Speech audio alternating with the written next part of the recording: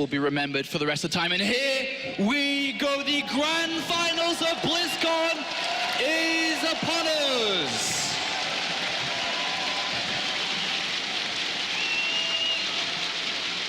Down here in the bottom left of Deadwing, our Zerg player makes some noise for Startail Life.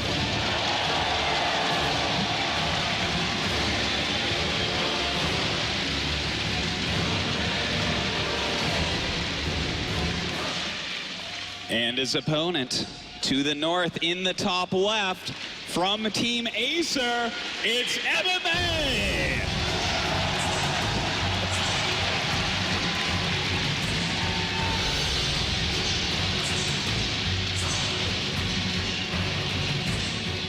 Not a lot of people expected these two players to be in the grand finals. Life came into BlizzCon as the rank 14 seed out of 16, and MMA was ranked number 9. Both players had difficulties even getting to BlizzCon throughout this year. MMA started the year strong. He had a very difficult midsection of 2014, but he recovered with 2 major championships, DreamHack Moscow and then WCS Season 3, and very similar was Life. That's right. You know, it was very iffy for these guys. So they came in as underdogs. They came in as people that were just brushed aside. In fact, I believe that almost all of the professional analysts said, you know, I think both these guys are losing their first rounds. But they tried so hard. They practiced so heavily, really got into it, and you can see it's paid off in dividends. And it is so difficult to call who's actually going to come out on top here. It's really going to come down to this. Well, every single moment, every single decision throughout this game is going to be incredibly important. And already we start to see both build orders taking shape. Well, this is exactly what I want to see throughout the series. A pretty quick Zergling speed for Life. I mean, that's his unit, right? The speed Zergling. This is what he gets all of his success off of. The scouting, the aggression, the defense. This is his key unit. Whereas MMA, on the other hand, a more reactive Terran player, gonna open with the Reaper so he can scout what's going on. And he will need to do that considering the way that Life just played against Tasia. Incredibly aggressive and very unorthodox. That wasn't really typical Zerg play that we saw from Life. MMA, very similar to Tasia. Probably in a straight-up fight is the favorite, but tricks are probably gonna be the way that Life is gonna edge through. Well, one of the tricks is to play completely different from how you've played before. He was very cheesy, very aggressive and sneaky in his match against Tasia. And Life is a really smart guy. He realizes MMA was watching and studying, so I think he's going to go for some macro play here. On Deadwing, it would be the smart choice here. A nice, large 4-player map. And the Reaper does get a Zergling kill here already, and that is a good start here for MMA to get a single Zergling kill, and he's going to try and get a second one here. This one's going to be a little bit more difficult to get. He does not want to lose a drone here. Well, it looks like you should get another Zergling, I think. Oh, yeah. There you go. He does get a second. This is actually very nice by MMA. A lot of the times you don't even kill one Zergling with this, but some very strong micro coming out from our Terran. And MMA here, he's moving 2 Marines south of his main base. As he's scouting at the same time with the Reaper, he's going to try and catch a drone, transferring from the main base to the natural, and it looks like he's going to get one here. And MMA, a great start here. 2 Zerglings down, a drone as well. And he does have the option to poke in and scout. 2 Marines inside his main base here. Gonna deny any Overlord scout as well. So he really keeps what he's doing in this game. Well, he could away from Life here, but he has chosen to throw down this starport.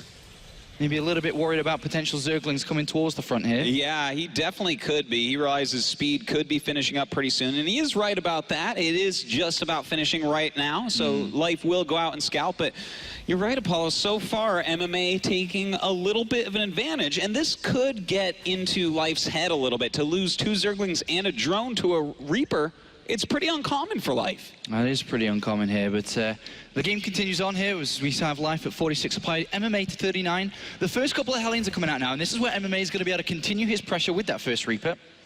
Well, he is pushing forward right now. Going to see that, in fact, this third base is making right now. The Queen's going to come out and kind of deny any harassment. Not an easy place for MMA to really harass, being on the high ground. With MMA taking a second gas here, it really opens up his options, because you normally see the third command center come in to really push your production, your economy, and just play for the longer stages of the game here. Life's hiding Zerglings, which could give him more information on this game if he's able to get in there. But I think we may may see an armory come in. He could try to use Hellbats here for a frontal attack.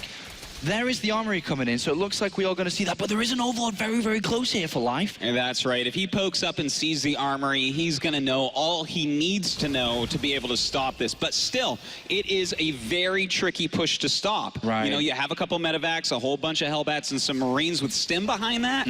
That's a scary force indeed. And Life is playing pretty safe overall. He's got 5 queens. He's built a spine crawler in the dark here. He has no idea what MMA is doing behind this. For all he knows, this could be a 3rd command center, a double engineering bay, and just a very long game here. Baliness coming in at a regular time here, maybe a little bit earlier than normal, should I say, actually. But And this push is going to come out. He is making some Zerglings as well. It doesn't look like he's actually checked this yet, but, you know, he does know the gas is there, so he knows this is within the range of possibilities of what could occur. Well, this push is going to happen here, Autosis. There's a lot of Hellions, and Hellions still being made here. Overlord's kind of slowing down and hopefully supply capping Life here as MMA sets up for his first decisive push of the final. That's right, but we do have a spine crawler, we do have some queens, and 20 speedlings. So, do you think this will be enough, Apollo? Can he hold on right here? I'm not too sure he can. The Bailey Nest is going to complete. Bailey's going to be incredibly important. MMA transform his Hellions into Hellbats, and here we go. Uh-oh, the Hellbat's going to start walking up this ramp right now. He is morphing some Bailings, but they may be too late. Moving forward right now is MMA into this spine crawler. The Queen's trying to hold their ground, but he really needs these Bailings. Hey, the Bailey's going to connect. They need to connect here. If they do morph, he's going to have to split and well. Pretty decent connections, but not enough. There's still 3 Hellbats. There's still a lot of Marines, and this Medivac is healing these as well. A great move from MMA. It certainly is, but he hasn't lost drones yet. So if he can kill this army off still without hurting his economy too badly, Life is still in this game. He is still working on nice transfuse on that Queen, pulling the Queen back now. Still a single Hellbat pushing forward, and it looks like MMA will pick up and retreat. Only a single drone killed there, 39 Zerglings, 5 Queens. Damage was dealt, and damage will continue.